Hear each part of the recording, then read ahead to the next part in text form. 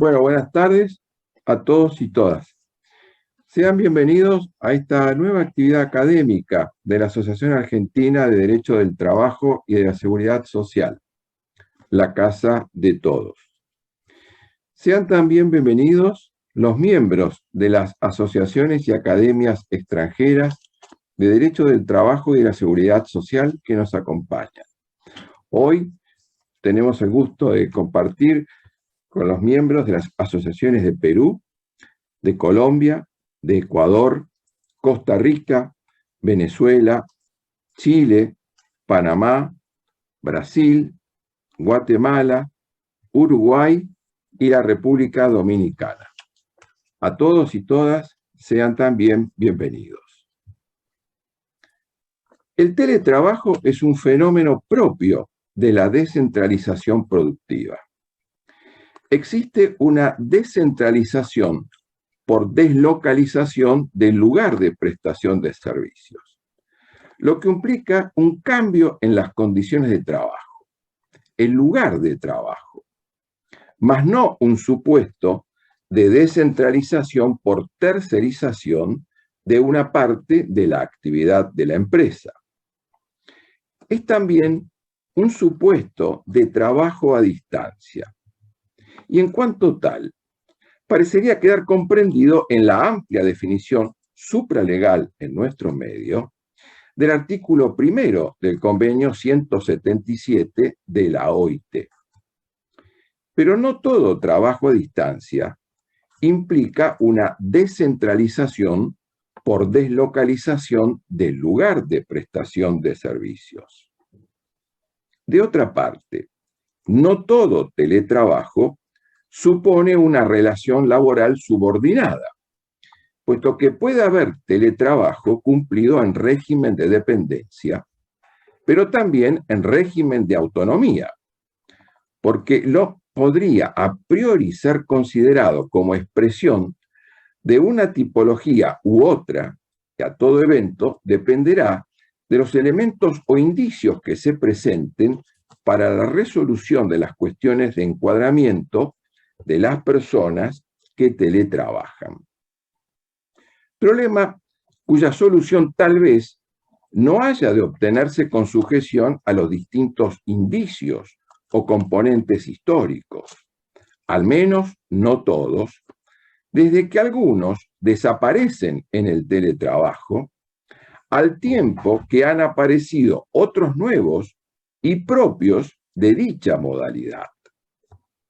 En cuanto a su empleo, sin dudas, la pandemia del COVID aceleró la adopción por parte de las empresas de dicha forma de trabajo. En ese contexto, el mismo ha demostrado constituir una herramienta importantísima, casi esencial para muchos, permitiendo la continuidad de las operaciones de numerosas empresas y, consecuentemente, el mantenimiento del empleo. Sin embargo, no todos teletrabajan ni han podido teletrabajar. Muchos países han salido con premura, casi a la carrera, a establecer regulaciones en torno al fenómeno del teletrabajo.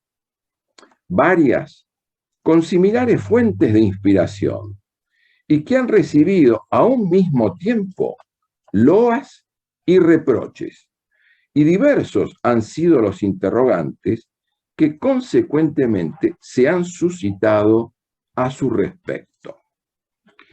Para responder a esta temática, tenemos el gusto de que nos acompañe hoy el profesor español Adrián Todolí Signes.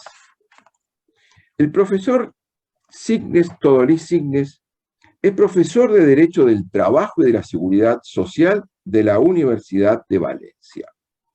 Es doctor en Derecho, licenciado en Economía y en Derecho. Es director de la Cátedra de Economía Colaborativa y Transformación Digital de la Universidad de Valencia. Su especialización versa sobre salario e incentivos, recursos humanos y digitalización, plataformas digitales y mercado de trabajo, empleo y trabajo público. Ha publicado numerosos artículos en revistas científicas nacionales e internacionales, distintos capítulos de libros y monografías. Ha sido ganador de distintos premios. En tal sentido, ha ganado el premio al abogado joven, al mejor abogado joven del Foro Español del Trabajo, Forelab 2014.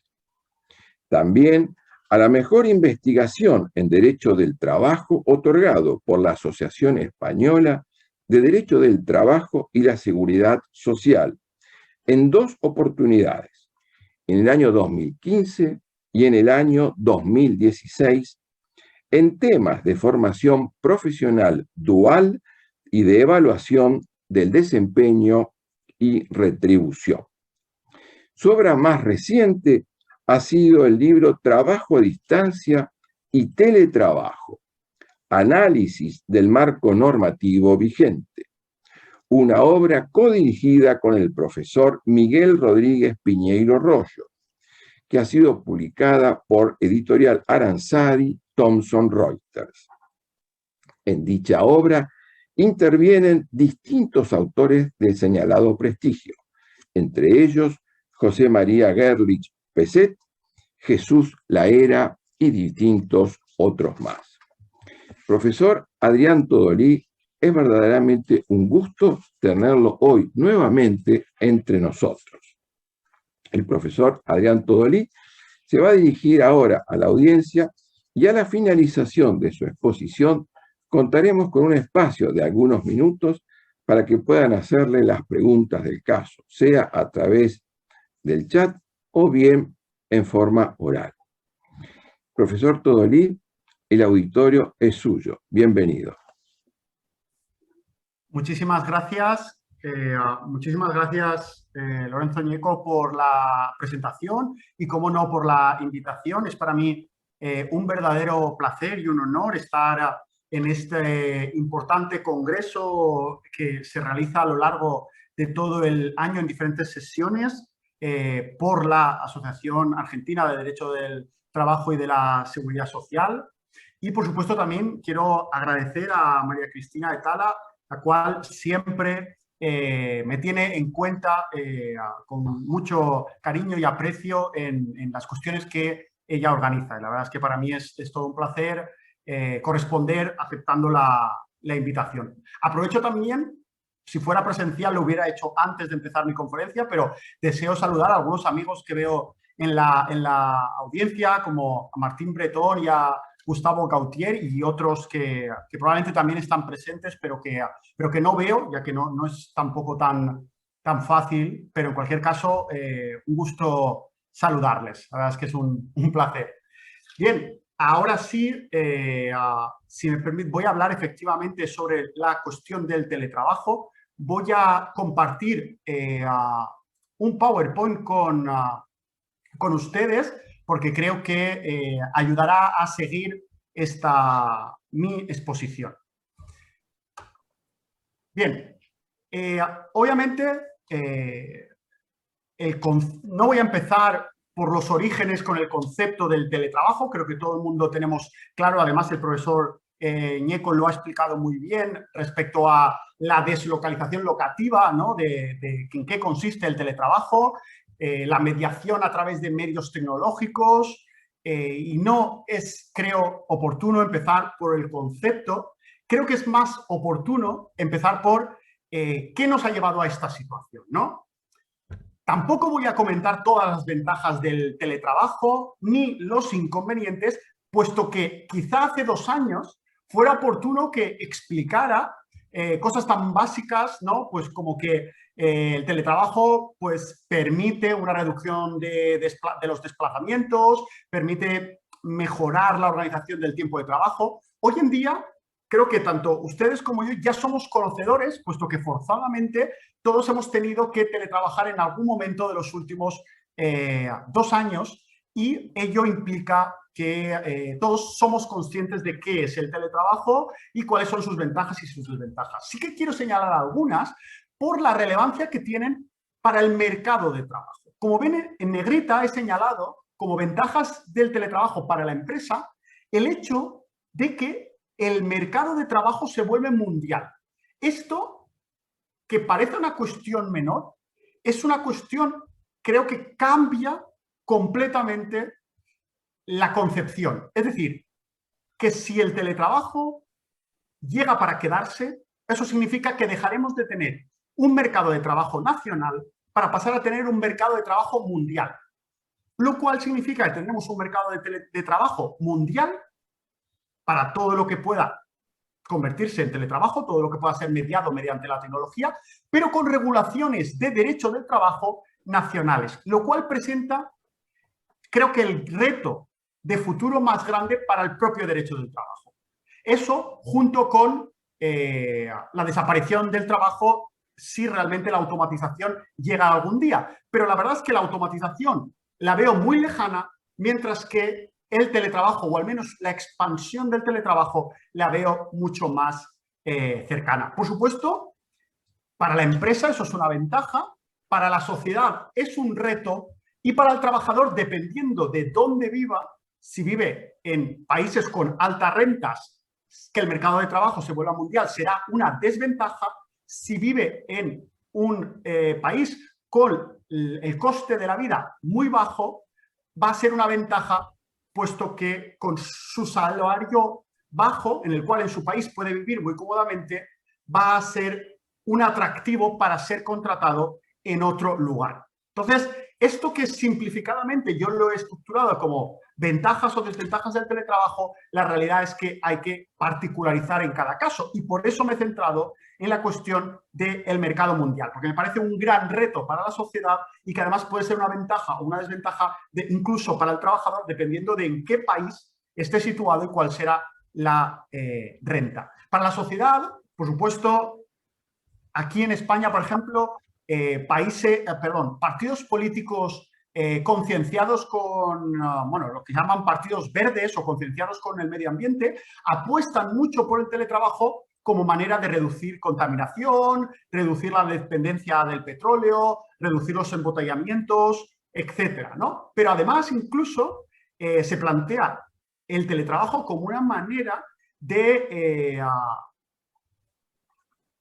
las grandes urbes que dejen de estar superpobladas. Es decir, que la gente pueda vivir en el campo o en una zona rural con un trabajo decente y digno. Es decir, saben muy bien, ¿no?, que sobre todo en el siglo XIX, siglo XX, del campo la gente viajó a las ciudades porque necesitaba trabajo. Bueno, pues si ahora el trabajo puede ser en cualquier lugar, es posible que la gente vuelva al campo, puesto que es más barato, ¿no? Una casa alejado del centro de una ciudad, de una grande urbe, es mucho más barata, pero además hay también menos contaminación y la calidad de vida puede ser mayor. Entonces, si el trabajo está en cualquier parte, es muy posible que las grandes urbes no sean tan necesarias como lo son ahora. Respecto a las desventajas, ya digo, creo que también las conocen perfectamente por el propio teletrabajo, es decir, puede aumentar los conflictos en el seno familiar, precisamente por no diferenciar entre el espacio para la familia y el espacio del trabajo, por el hecho de esto de llevarte los problemas a casa es literal cuando tú trabajas en casa, ¿no? Es decir, el estrés te lo llevas a casa y más si trabajas desde casa. Pero además hay otros, los expertos en materia de teletrabajo, los análisis que se han hecho históricamente, hablan de que el teletrabajador tiene menor posibilidades de ascenso en la empresa. En una empresa jerárquica, una empresa tradicional, el teletrabajador tiene menos posibilidades de ascender precisamente porque muchas veces los ascensos los deciden los jefes mediante no la calidad del trabajo, sino relaciones informales. Es decir, con aquella persona que te vas a tomar una cerveza después de trabajar es a la que luego posteriormente asciendes. Si tú teletrabajas, no te vas a ir con el jefe luego a tomar una cerveza, por tanto las posibilidades de ascenso son mayores. Esto luego lo señalo ahora porque luego va a ser muy relevante, ya que, por ejemplo, la regulación en España garantiza la no discriminación de los teletrabajadores. Entonces, ascender a un trabajador presencial y no a un teletrabajador podría considerarse una discriminación que esté prohibida. Luego, una de las cuestiones también de desventaja desde la perspectiva de la empresa es la reducción o posible reducción del control sobre los trabajadores, es decir, controlar la productividad, controlar que los teletrabajadores estén trabajando y no estén haciendo otras cosas, puede ser más complicado cuando se teletrabaja.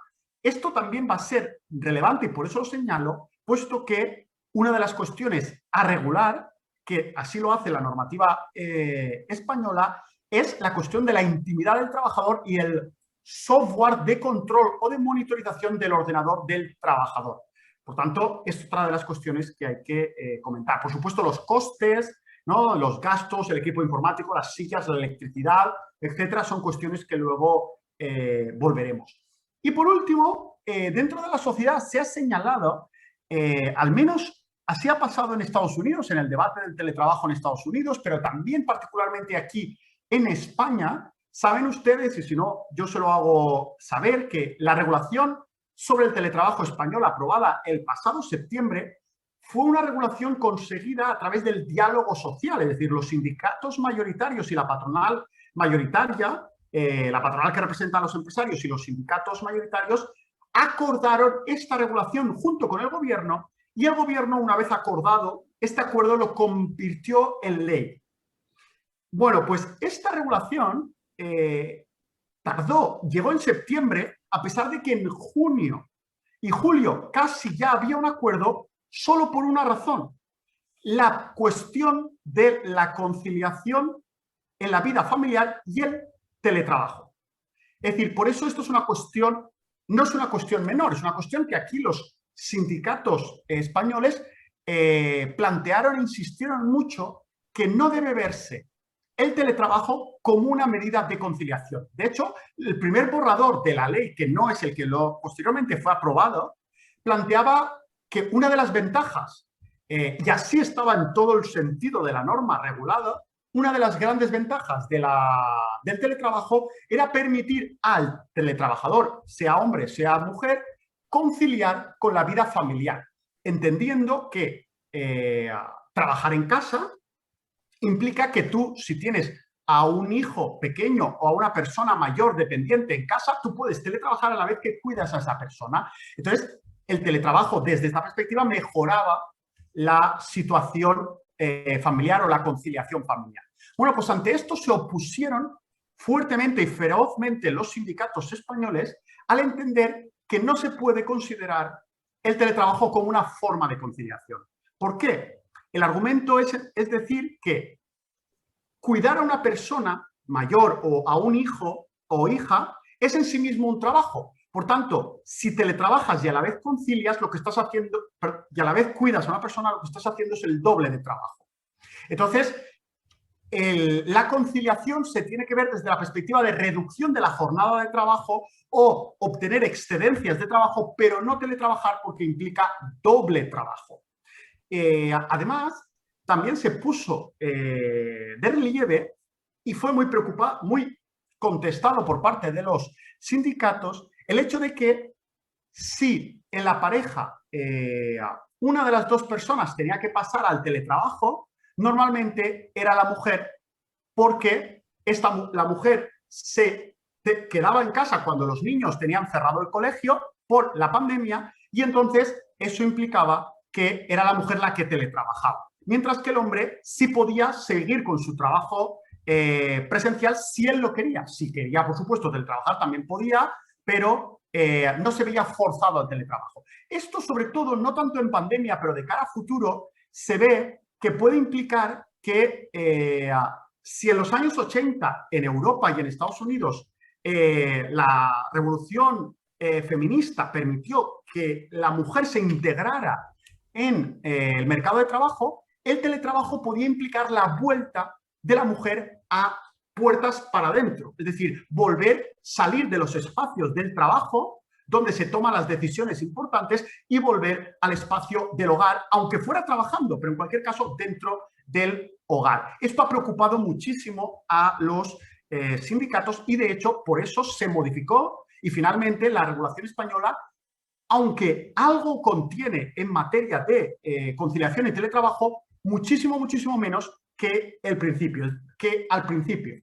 Básicamente, ahora la conciliación no es la principal función del teletrabajo en la regulación que tenemos en estos momentos. Además, es que tengan en cuenta que esto va relacionado con lo que hemos visto hace poco. Es decir, si los expertos en recursos humanos dicen que la persona que teletrabaja suele ser la persona que no asciende y la mayoría de personas que teletrabajan acaban siendo mujeres, lo que acabará implicando es una discriminación por razón de género. Es decir, que la mayoría de personas que no ascienden serían mujeres, ¿no? Y esto se ha puesto, se ha intentado regular para que esto no ocurra. Otra cosa es que se consiga o no, porque ya sabemos que muchas veces la regulación no llega a todas partes, ni tampoco la regulación es perfecta, ¿no? Es decir, aquí en Europa tenemos una prohibición de discriminación salarial respecto a las mujeres por razón de género, por razón de sexo, y eso no implica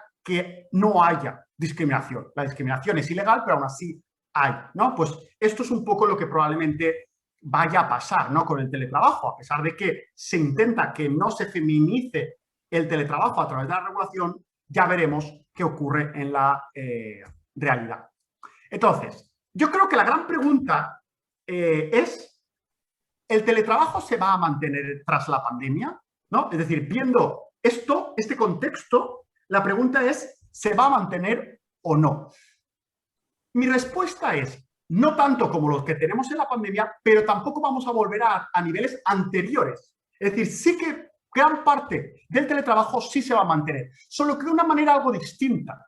Es lo que en los Países Bajos llaman el modelo híbrido, que de hecho, no he puesto por casualidad Holanda o Países Bajos como ejemplo, sino precisamente porque de toda Europa es el país con mayores niveles de teletrabajo prepandemia. Es decir, es un país en el que el teletrabajo era común antes de la pandemia. Bueno, pues en este país utilizan el modelo híbrido, que básicamente significa que ni todo es teletrabajo ni todo es trabajo presencial, sino que hay 3 días de trabajo que se va a la oficina, 2 días que se teletrabaja, o bueno, o 4 y 1, o 3 y 2. Es decir, no importa el porcentaje, sino básicamente es juntar las dos cosas. Precisamente porque esto implica, y así lo dicen los expertos, que une las ventajas de los dos modelos y además permite reducir las desventajas. Es decir, porque se reduce el aislamiento, que es uno de los problemas que sufren los trabajadores, los teletrabajadores, porque al menos un par de días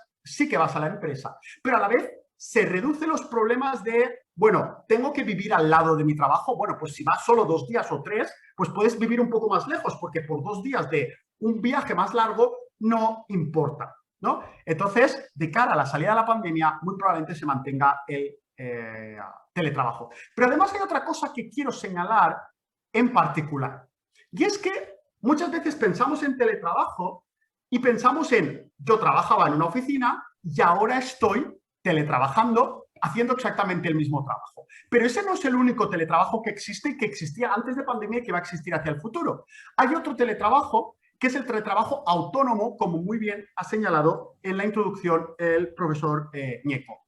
Efectivamente, plataformas digitales como Amazon Mechanical Turk o Fiverr son empresas que se dedican a poner en contacto freelancers o personal autónomo que teletrabaja con empresas que necesitan encargos puntuales o no tan puntuales de teletrabajo. Aquí la clave es que son autónomos. Ya veremos si efectivamente verdaderos autónomos o no, no es una cuestión que sea objeto de esta intervención de hoy, pero sí que es un tema que yo he analizado en otros libros, ¿no? La cuestión del trabajo en plataformas y que de hecho estoy seguro que ustedes conocen.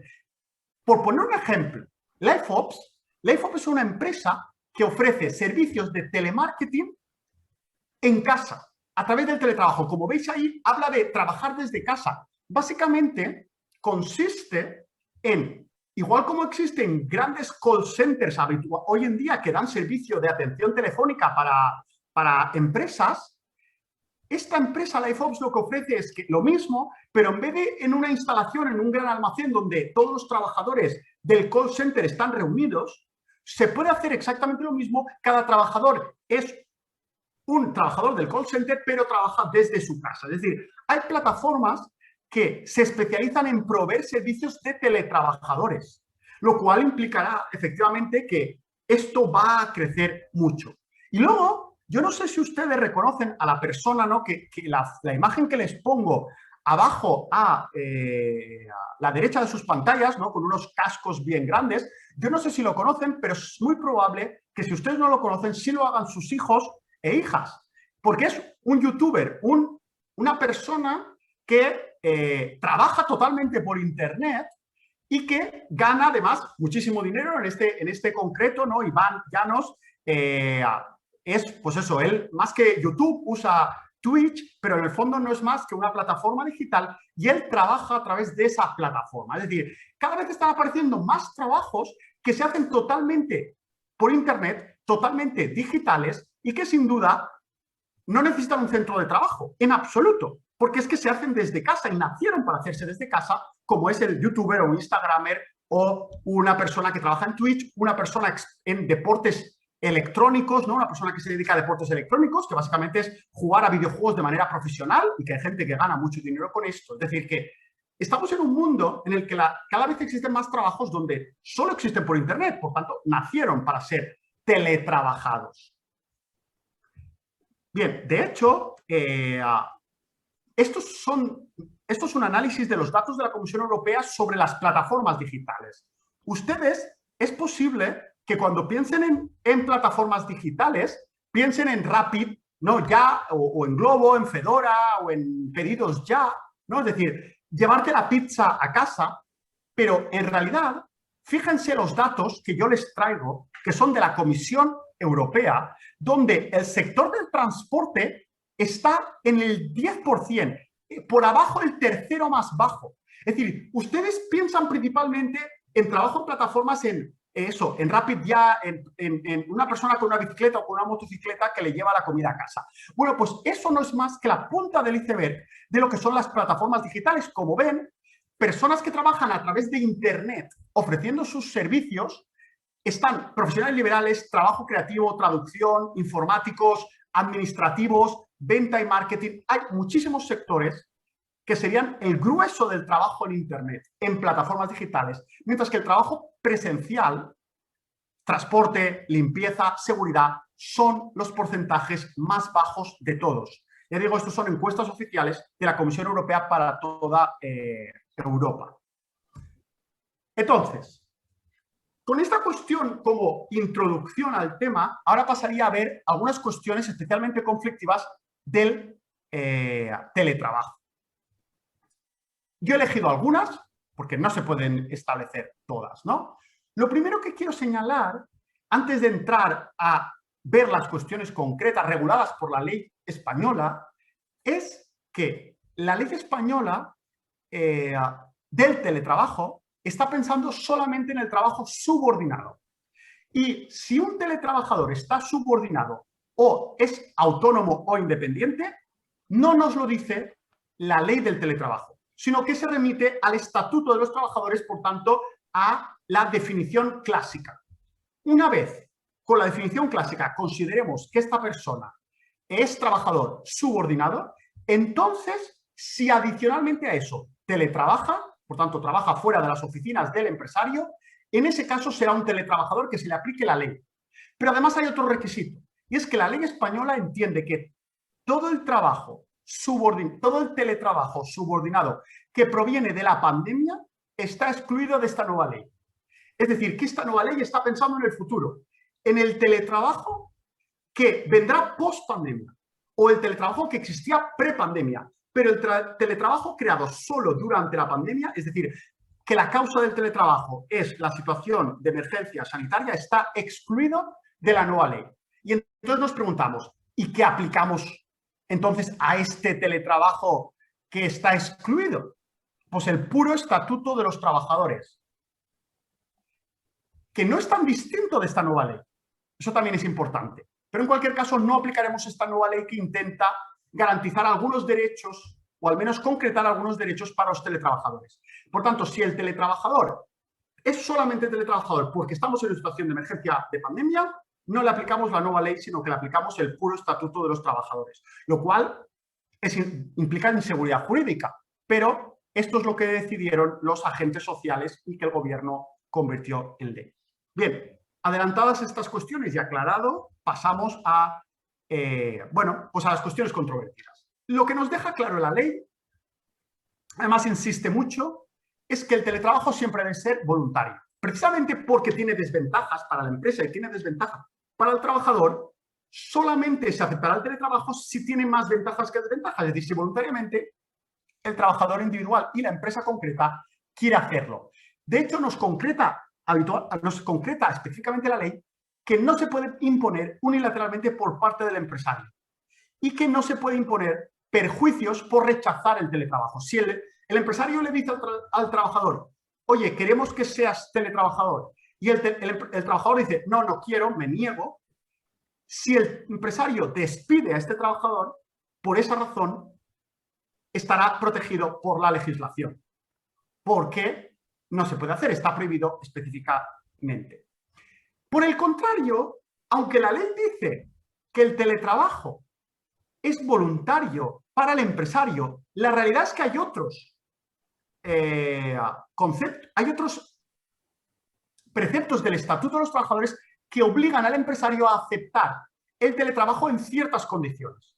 Por ejemplo, por una cuestión de conciliación. El artículo 34.8 del Estatuto dice que la persona trabajadora tendrá derecho a solicitar incluso el trabajo a distancia para hacer efectivo su derecho a la conciliación. Como veis, es un derecho de solicitud, no un derecho absoluto. Esto es complicado y habría que explicarlo en profundidad, pero básicamente, resumidamente, derecho de solicitud significa que la empresa puede negarse siempre que tenga una causa económica o organizativa para rechazarlo. Si no tiene ninguna causa razonable, tendrá que aceptar lo que le pide el trabajador, es decir, el teletrabajo.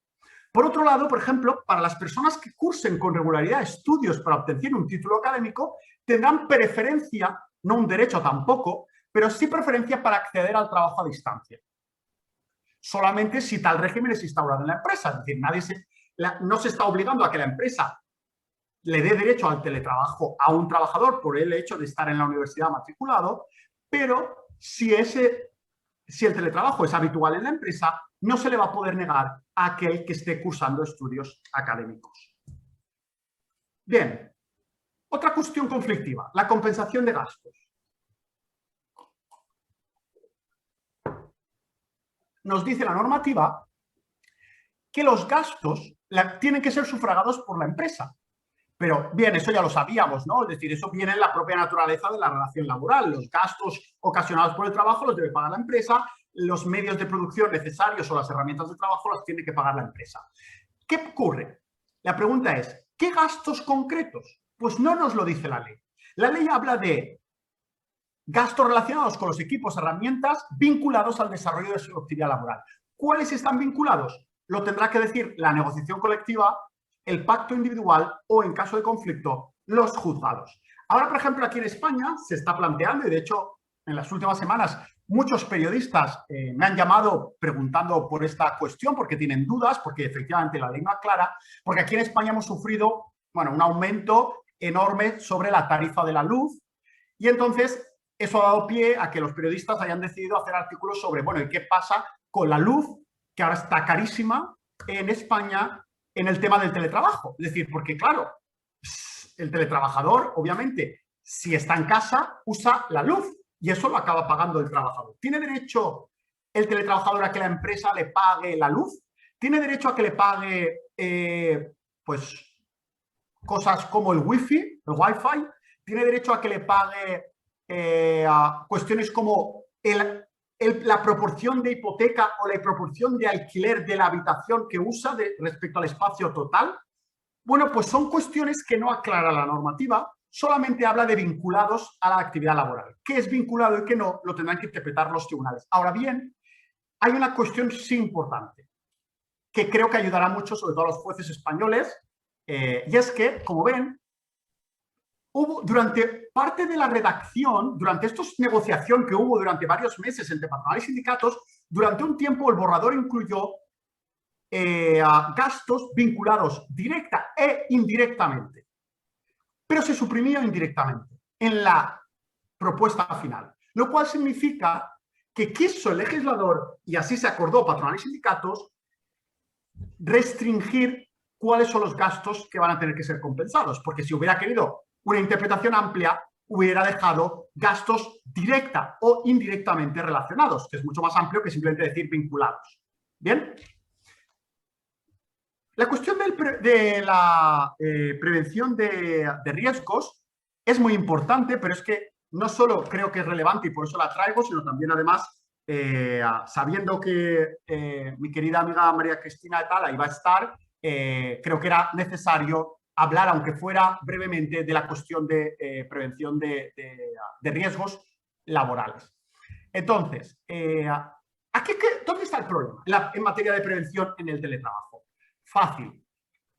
Cuando el trabajador presta servicios en su propia empresa, perdón, en la empresa del empresario, en los locales del empresario, el empresario controla todo. Controla si el sistema de luz es adecuado y por tanto no va a haber un incendio, controla si el cable está tirado por el suelo y puede caerse al suelo el trabajador porque tropieza, controla si hay suficiente luz, controla si la silla es de calidad, etc. Por tanto, como puede controlar todos esos elementos porque está en los locales del empresario, la ley hace responsable al empresario. Es lógico, ¿no? Es decir, además esto es un principio del propio derecho civil antes del derecho laboral, ¿no?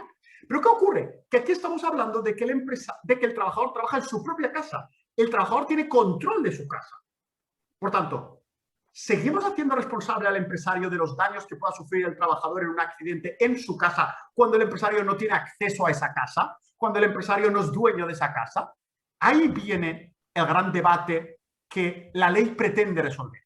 De hecho, el Real Decreto de Teletrabajo habla de adecuada protección y no de plena equiparación con la seguridad y salud de los trabajadores presenciales. Eso significa que, por alguna razón, las obligaciones del empresario de proteger al teletrabajador que teletrabaja en su casa o que teletrabaja fuera de las oficinas del empresario, parece que es menor que la obligación que tiene el empresario de proteger al trabajador que presta servicios en los locales del propio empresario. Parece que la ley así lo ha querido. No significa que no tenga ninguna responsabilidad el empresario, solo que esa responsabilidad parece un poquito menor por las palabras usadas.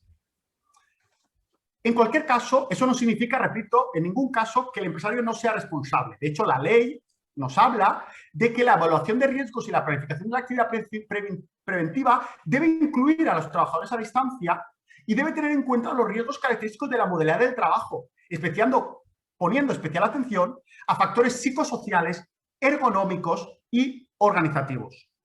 Eso sí, nos dice la normativa que la evaluación de riesgos, que es la evaluación de riesgos que tiene que hacer el empresario, debe ceñirse solo a la zona habilitada, a la habitación del teletrabajo, y no a toda la casa, ¿vale? No se le puede hacer responsable al empresario porque el edificio se caiga o porque el piso de arriba tenga un problema. ¿Por qué? Porque se limita legalmente al espacio. De hecho, hay otro problema. Es decir, estamos hablando de la intimidad del trabajador porque es el domicilio del trabajador. ¿Puede el empresario entrar en el domicilio del trabajador o enviar a los técnicos de prevención de riesgos especialistas al domicilio del trabajador a mirar si ese lugar es seguro? ¿Tiene derecho el empresario a hacer eso? Eso lo resuelve también la ley española diciendo que no. Es decir, la visita al centro de trabajo, en este caso es el domicilio del trabajador, necesitará el permiso de la persona trabajadora. Y si el trabajador se niega, no pasará nada. Pero entonces, ¿qué ocurrirá? Que el empresario tendrá menos responsabilidad si luego hay un accidente. Porque dice que de no concederse el permiso, es decir, que el trabajador puede negarse a que el técnico especialista entre en su casa, pero en caso de no concederse ese permiso, entonces la empresa deberá efectuar su evaluación con los datos genéricos que el trabajador le otorgue. Si esos datos estaban incorrectos, obviamente el empresario no tendrá ninguna responsabilidad si luego finalmente hay un accidente. A mí la verdad es que me parece una muy buena regulación, equilibrada y que equilibra obligaciones y responsabilidades, además muy detallada, como pueden ver. Es decir, está claro que los que realizaron esta legislación conocen muy bien la cuestión del teletrabajo y los posibles riesgos que aparecen y los posibles conflictos, y lo reguló además tomando una decisión que es dar prevalencia al derecho a la intimidad. Se podría haber hecho de otra manera, se podría haber regulado que el técnico de prevención tiene derecho a entrar dentro de la casa en cualquier caso. Por tanto, se daría prevalencia a la prevención de riesgos por encima de la intimidad. Aquí se decide porque estamos en el domicilio del trabajador y por las razones que el legislador considere que es más importante la intimidad del domicilio. Bien, solo me quedan dos cuestiones, pero que me parecen muy importantes. La primera es la cuestión del control. Lo he dicho al inicio de mi presentación.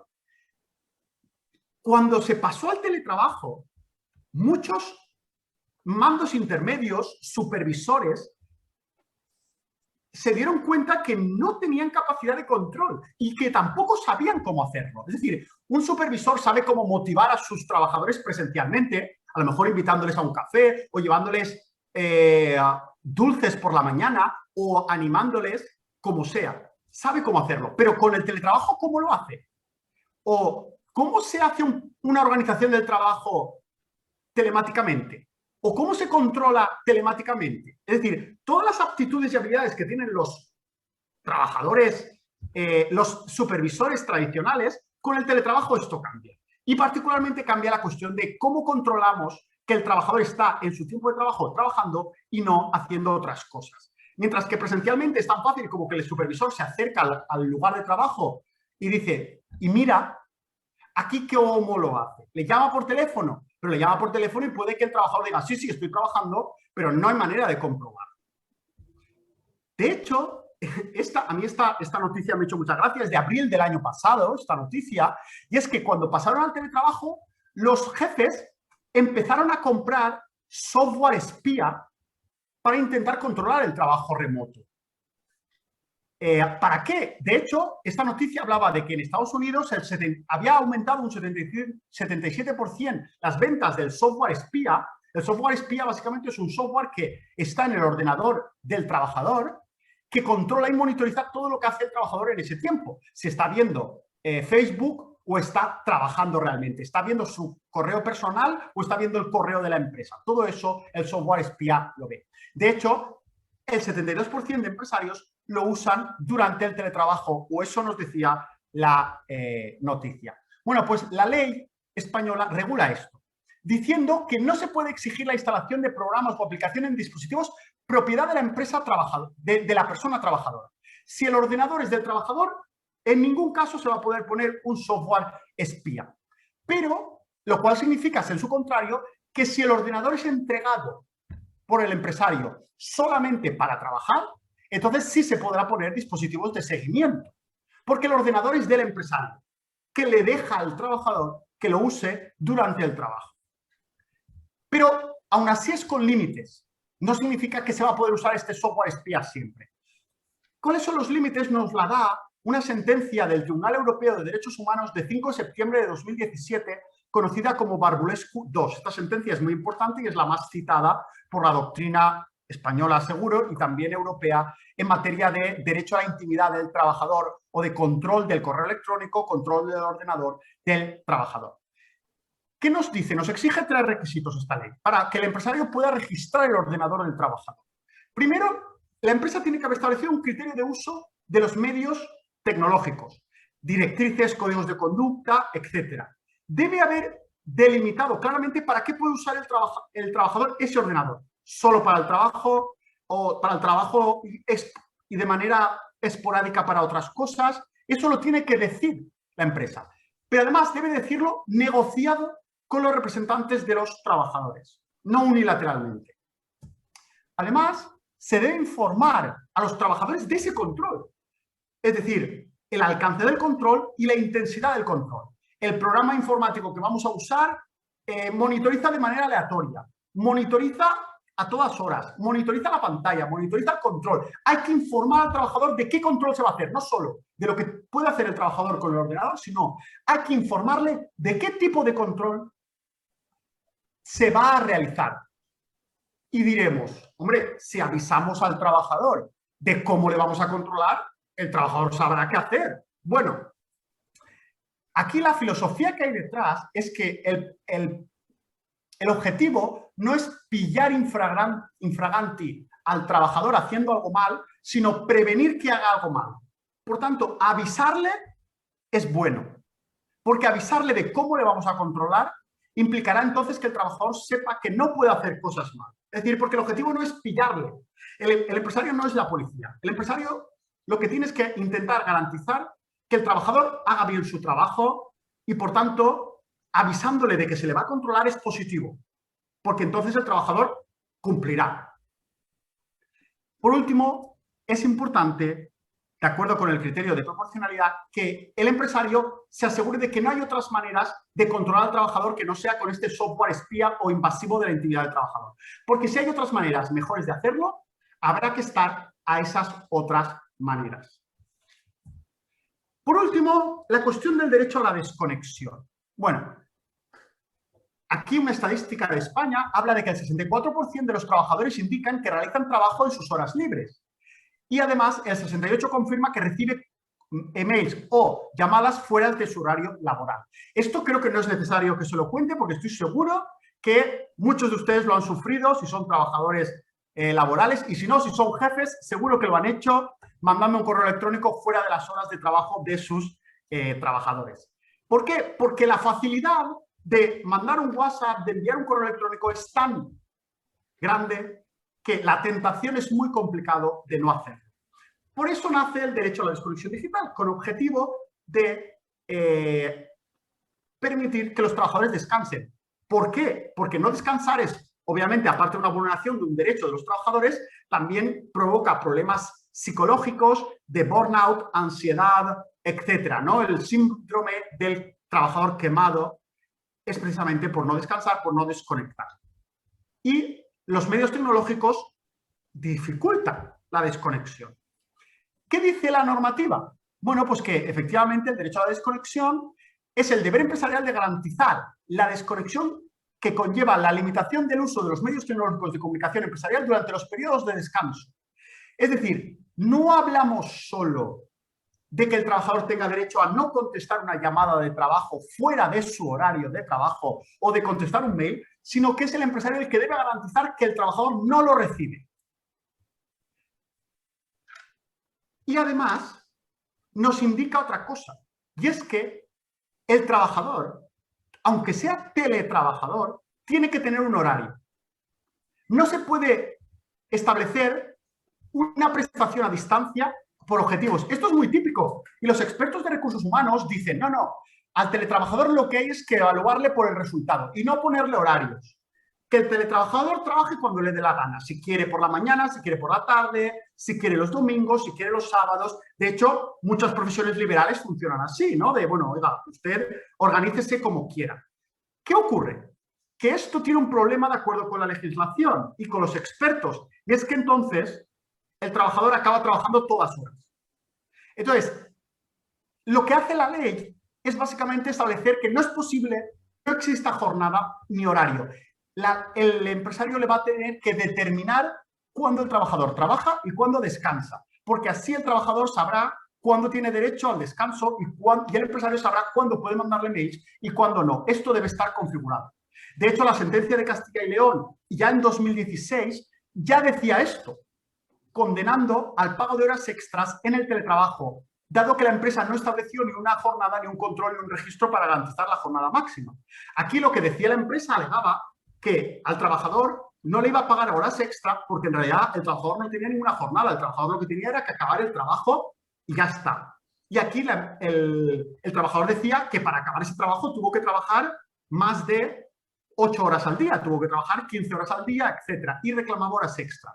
Y efectivamente la sentencia va a condenar a la empresa a pagar esas horas extras porque no puede existir un trabajo por objetivos, un teletrabajo por objetivos. El trabajo siempre tiene que tener un horario. Esto no casa mucho con las perspectivas de recursos humanos o con las fórmulas más avanzadas, pero es al menos lo que la ley considera oportuno.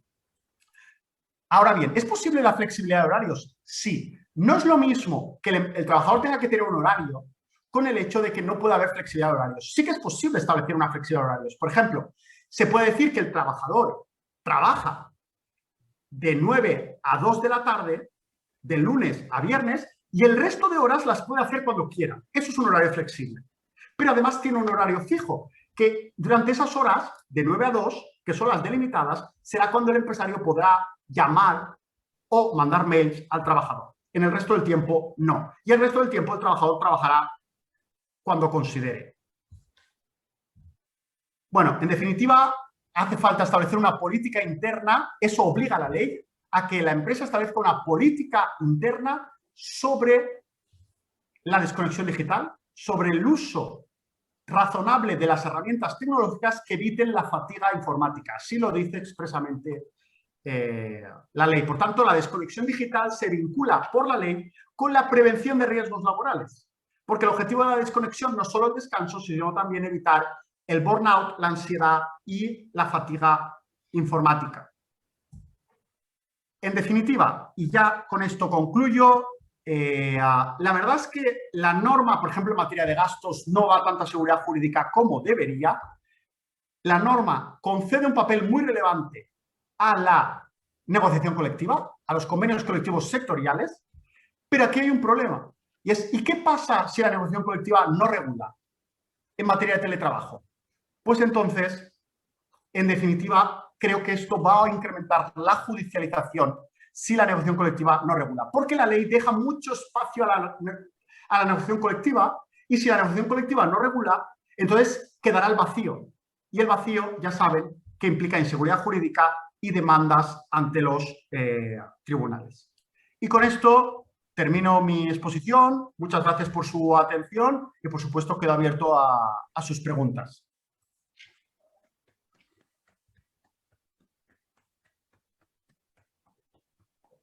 Muy bien, profesor Adrián. Ha sido un gusto escucharlo. Bueno, ahora tenemos un espacio como para que aquellos que tengan interés en hacer alguna pregunta puedan hacerlo. Yo solamente haría una pequeña pregunta introductoria, nada más para poder comenzar esta otra parte. Y justamente quería preguntarle respecto del rol de la negociación colectiva en el teletrabajo. Es decir, a esto mismo que planteabas cuando comentábamos el espacio a la judicialización. ¿Esto no abre también un poco el espacio a la autonomía de las partes con el límite de las normas de orden público laboral? Sí, efectivamente, aquí está la cuestión. Es decir, hay un espacio muy grande. La ley hace un llamamiento a que sea la negociación colectiva la que decida. Por ejemplo, se establece la voluntariedad a la hora del teletrabajo, pero la negociación colectiva puede establecer en qué casos hay derecho al teletrabajo por parte de la empresa, por parte del teletrabajador. También la ley establece, pues, que los gastos tiene que pagarlos la empresa, pero no nos dice qué gastos. Esto la negociación colectiva la va a poder complementar. Aquí la pregunta es, ¿este llamamiento es solo a la negociación colectiva o también a la autonomía individual? Es decir, ¿en el contrato de trabajo o en el contrato de teletrabajo se va a poder establecer los gastos?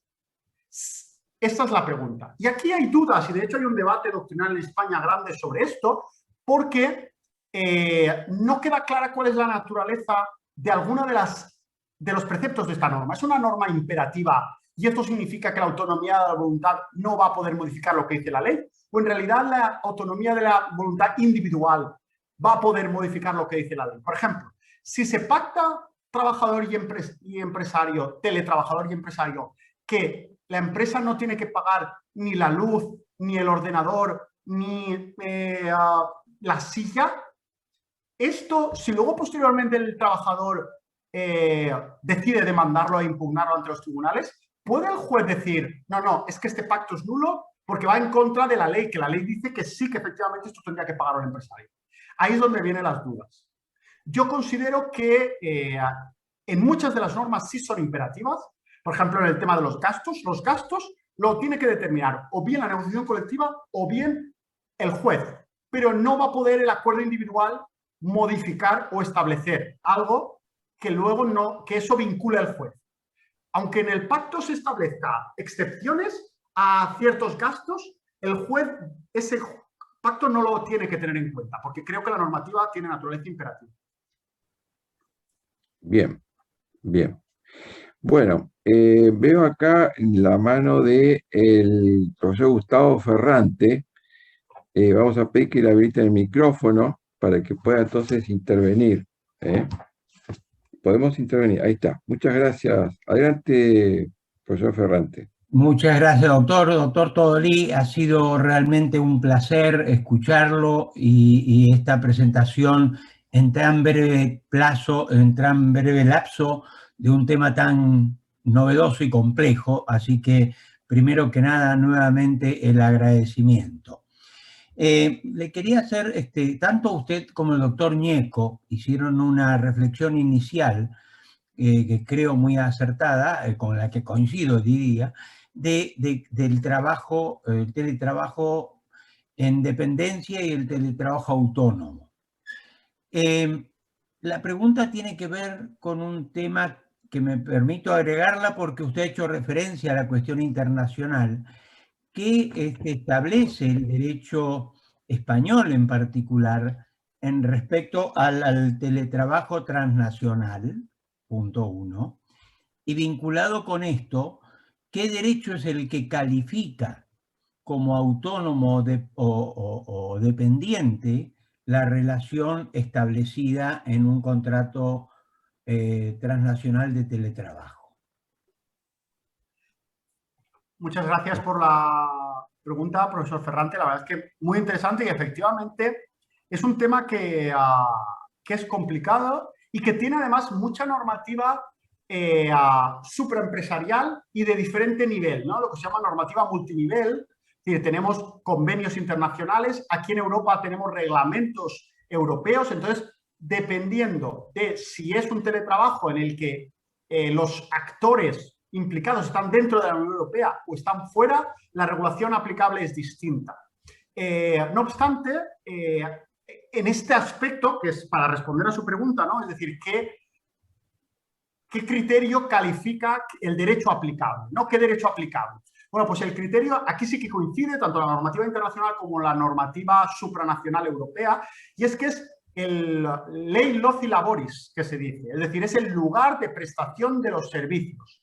Por tanto, el derecho aplicable será siempre el del lugar del teletrabajador, donde está teletrabajando, donde él vive en este caso, ¿no? O sea, ese sería el derecho aplicable, a pesar de que luego la empresa estuviera en otro país que tuviera una ley más favorable para el trabajador. Eso no importa, porque lo relevante es el lugar donde trabaja. Muchas gracias. Bien. ¿Hay alguna otra persona más que quiera intervenir? No sé si Martín Bretón. Bien, Martín, adelante.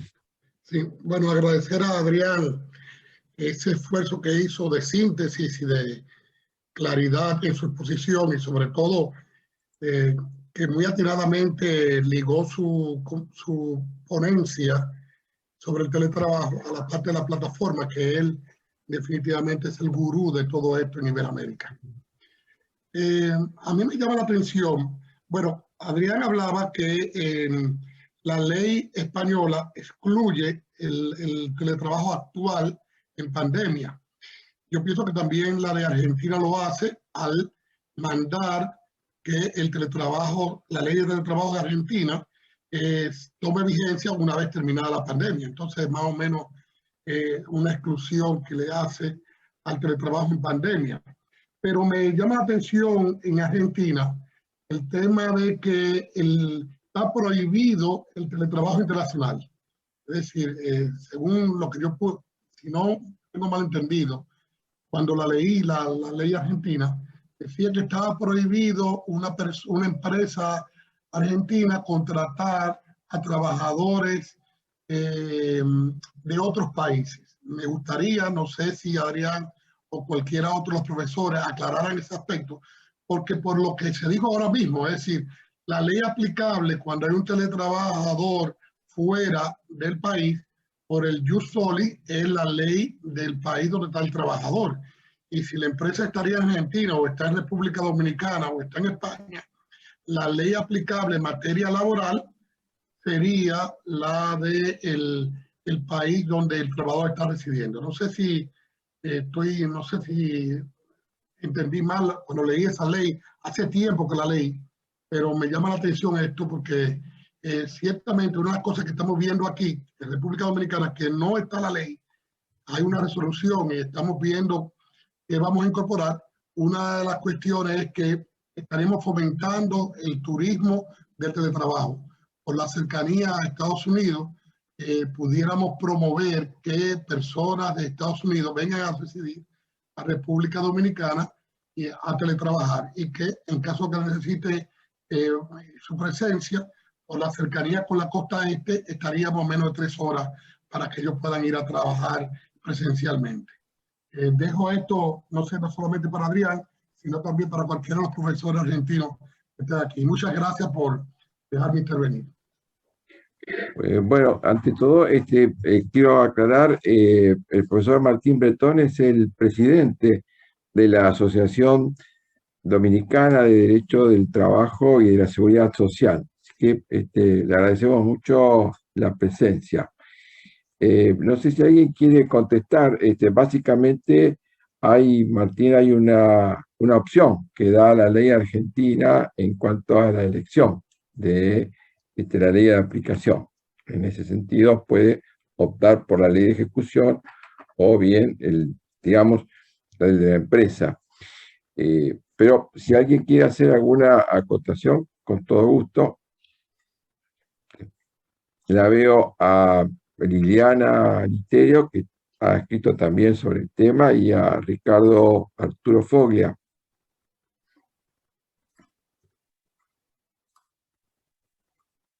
Bueno, Ricardo, adelante. Hernán, ¿le podemos habilitar el micrófono, por favor, a Foglia? Sí, Ricardo, lo puedes hacer.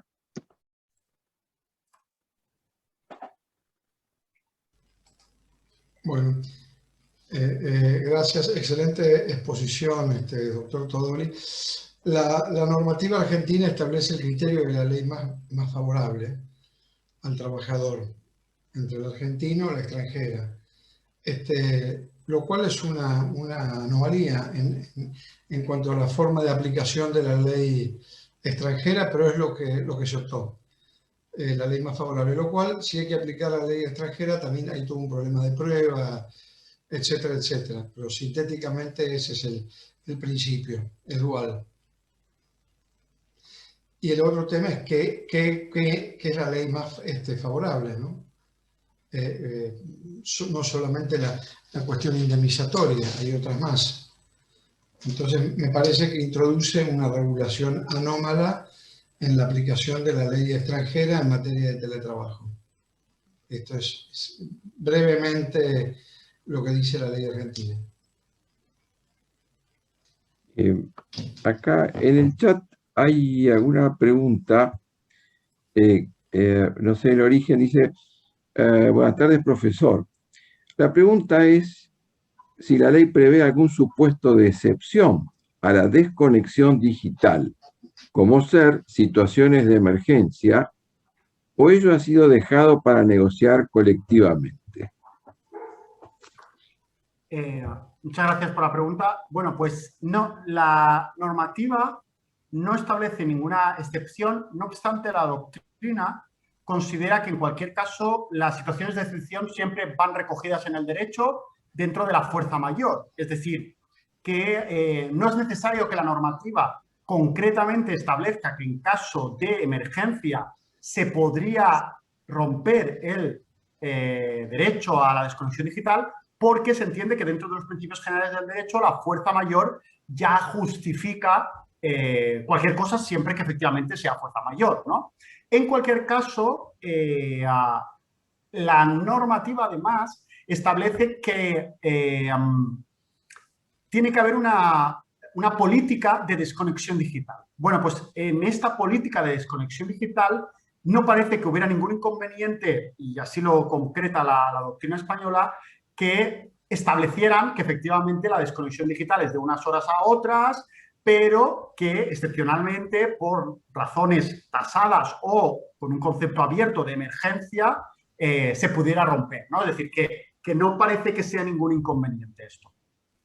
Aprovecho también para responder a mi buen amigo Martín Bretón por una cuestión que está pasando parecido aquí en España, concretamente con las Islas Canarias. También está con el objetivo de ser, pues, bueno, un paraíso para el teletrabajo y para toda Europa. Nosotros no tanto para Estados Unidos, que efectivamente sería muy lejano, pero sí para Europa, porque efectivamente de Alemania puede estar a 3 horas, las Islas Canarias o las Islas Baleares.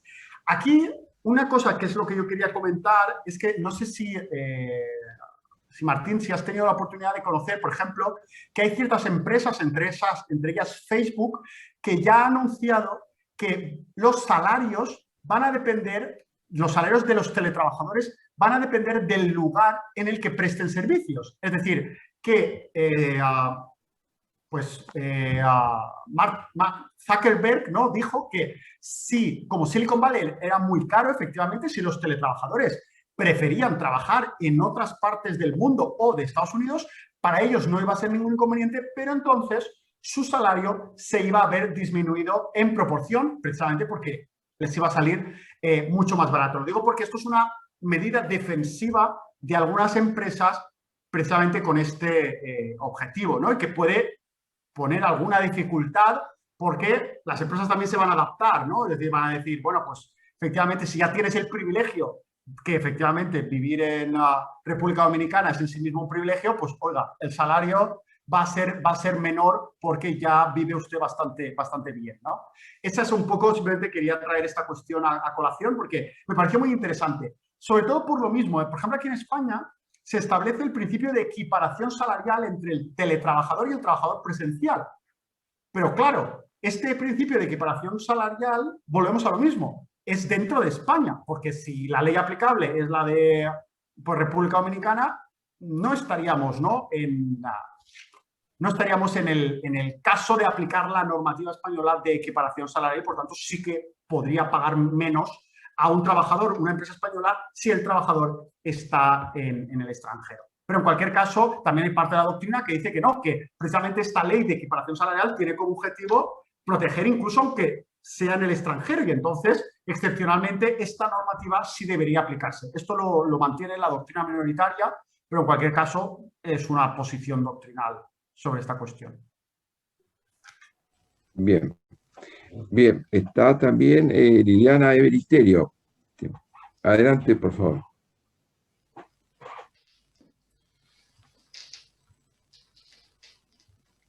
Liliana, ahí está.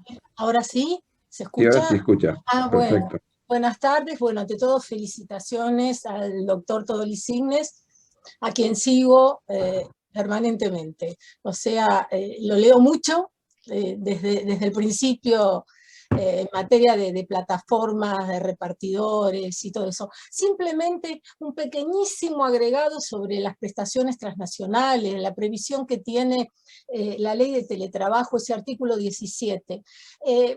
Es muy breve, ¿no? Me da la sensación que nuestros legisladores quisieron respetar el elemento extranjero, siguiendo la antigua doctrina del mundo realista del derecho de Goldschmidt, que se basa en esto, en el respeto del elemento extranjero. Y por eso optaron por esa solución a la hora de regular las prestaciones transnacionales, siguiendo un poco también las últimas normas introducidas en materia de derecho internacional privado en el Código Civil y Comercial de la Nación, que empezaron a regir acá en el país en el año 2015.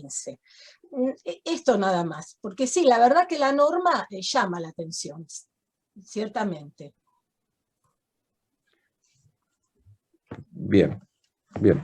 Sí, ciertamente, además, la fórmula esta, digamos, de esta opción que establece la ley, digamos, con el criterio de la norma más favorable, ¿no? Es decir, la norma argentina ha admitido la prestación transnacional y también en condiciones de dependencia, pero con este aditamento de que esa opción de la legislación dependerá, digamos, de la norma más favorable. Entonces ahí dependerá un poco de, bueno, cómo se determina y quién determina la mayor favorabilidad. ¿Hay alguna otra persona con otra pregunta? Sí, nuevamente Ricardo. Y también plantea un problema de eventual bloqueo de la ley extranjera, ¿no? En el ejercicio de esta opción. Sí. Claro. Porque la ley extranjera puede decir no se aplica a la mía. Así que es un tema complejo. Es complejo.